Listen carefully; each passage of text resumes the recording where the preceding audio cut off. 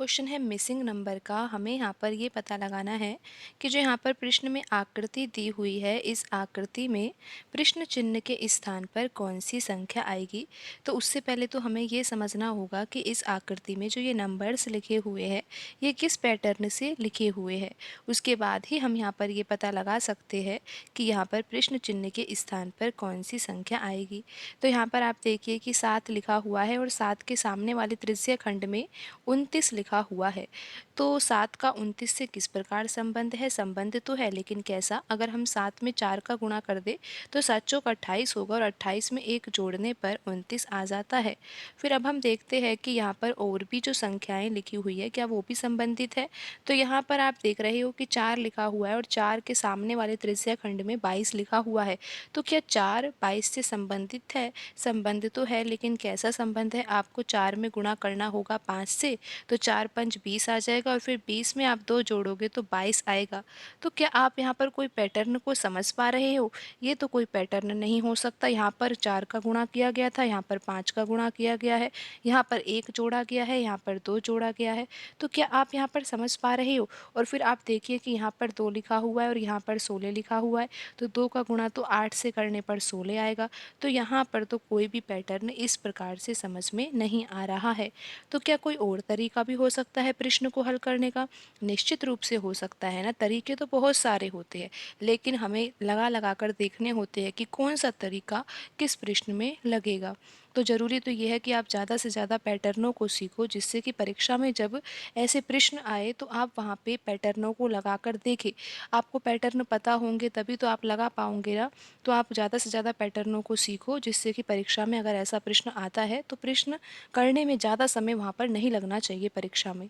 तो यहाँ पर आप देखिए कि 1 लिखा हुआ है और उसके बाद यहाँ पर 2 लिखा हुआ है। तरीका ये भी होता है कि हम यहाँ पर ये देखें कि ये 1 लिखा हुआ है और यहाँ पर 2 लिखा हुआ है, तो 1 से हम 2 कैसे प्राप्त कर सकते हैं? तो इसके लिए आपको करना चाहिए, 1 में अगर आप 1 जोड़ दोगे ना तो 2 आ जाएगा। फिर आप देखो कि यहाँ पर हम पहुँच गए हैं कहाँ पर? हम यहाँ पर 2 पर पहुँच गए हैं और 2 के बाद जो अगली संख्या है वो है 4।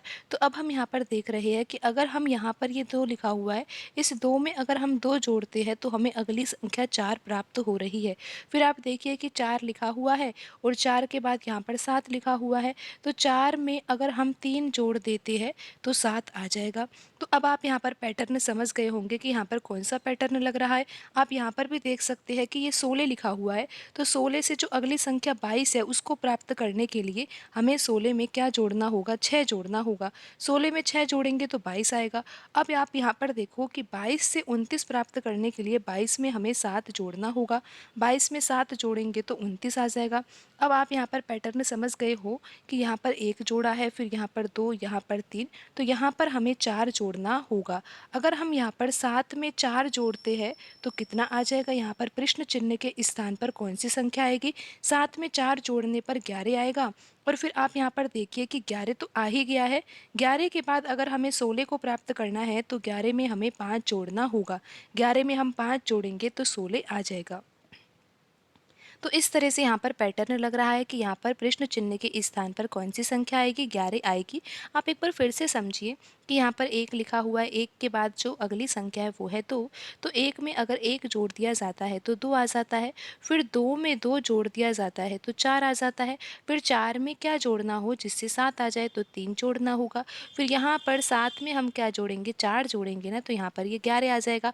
फिर 11 में 5 जोड़ने पर क्या आ जाएगा? 16 आ जाएगा।